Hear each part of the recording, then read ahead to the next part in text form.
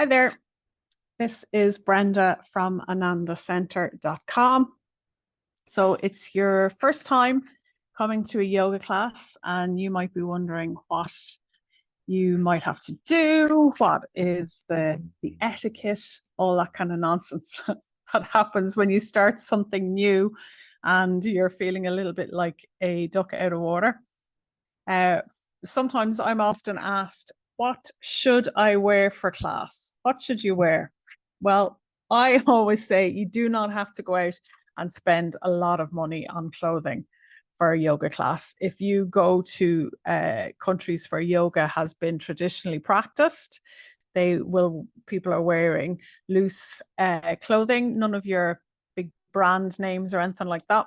So, but it's advisable to wear kind of loose workout type clothing. Leggings are good, shorts if it's warm, a tracksuit, a t-shirt, something that will allow you to move comfortably.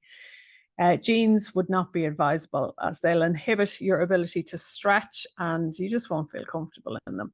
Extremely loose clothing then might end up, you can trip over your stuff sometimes, or you'll do a downward dog and next thing it's up over your head. So something that is, going to be comfortable and loose, but not too loose. Sometimes I'll be asked, do you have to do yoga in your bare feet? It is good if you can, because it gives you that whole different experience with using your feet as well. But if you're not comfortable doing that, if you feel better wearing socks, then you wear socks for sure. Just make sure, because you can get them all now with that sticky stuff underneath as well. Because practicing barefoot will give you a better grip on the mat as well. If you're doing something like restorative yoga, you just make sure that you have really warm layered clothing because you tend to cool down when you're doing that. Something I get asked a lot as well is, what if I have a health issue? Now that would be something that you either have to talk to the teacher you're going to or check with your doctor first if it is something specific. If you do have a medical condition, there's going to be times, yoga is safe generally, depending as well on what you're doing and how you're doing it and who you're doing it with. Most places will get you to fill out something so that they have a better idea of what it is that might be happening with you. But if you're in doubt, always consult with your doctor or practitioner. Can I take yoga classes if I'm pregnant? Yes, there's specific pregnancy yoga classes out there, which are so wonderful. And it is sometimes a way that most people will get introduced to yoga. It's slightly different. The moves will be a little bit different. The breath work will be a little bit different. And then a big one, what do I need to participate in a class? Well, a non-slip yoga mat is essential. Be mindful out there because there are exercise mats that have, they might be a little bit spongier, they might even be shorter, and they don't tend to have as good a grip as a yoga mat. Most places now you'll find yoga mats. Stay hydrated, so bring your bottle of water with you as well. You might like to bring a blanket. I usually get people to bring a blanket with them, and for the shavasana, which is the relaxation part at the end, so that they'll get to feel warm if you cool down, because you sometimes will cool down as well. Some classes you can have your yoga tools like yoga blocks or yoga belts, and I wouldn't go out straight away and start buying all those things. See how you go. If yoga is something that you do want to stick with, then start investing. And again, don't spend a whole lot of money on them.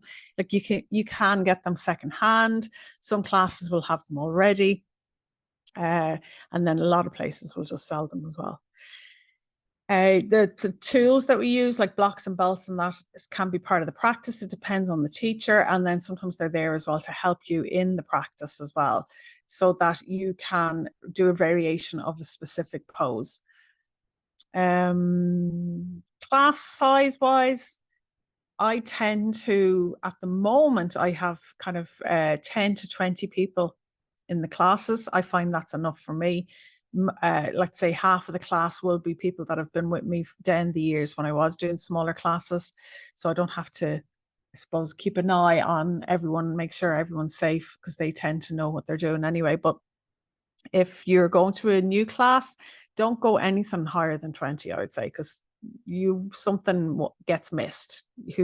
your teacher is might not see something, or you invariably sometimes as well, the bigger the class, you end up looking at whoever's beside you that's doing it rather than what the teacher is instructing as well. And that's it. Let me see if I anything else that I wanted to add to that. Classes tend to be like an hour and 15 as well. There's all sorts of different types of yoga too. You find what works for you. And I can tell you it's a journey. I have had so many people come back who maybe haven't done yoga for a few years, and then they'll come back and it never leaves you. It never leaves you when you do find your class again. And you'll come and go, and it's a journey, and you might come off the path for a while and then come back on it again. But always know that you are welcome on the mat at any time. You are always welcome, and you always welcome yourself back to the mat as well. I hope that helps. If you have any other questions, just give me a shout, and thanks for watching. Bye.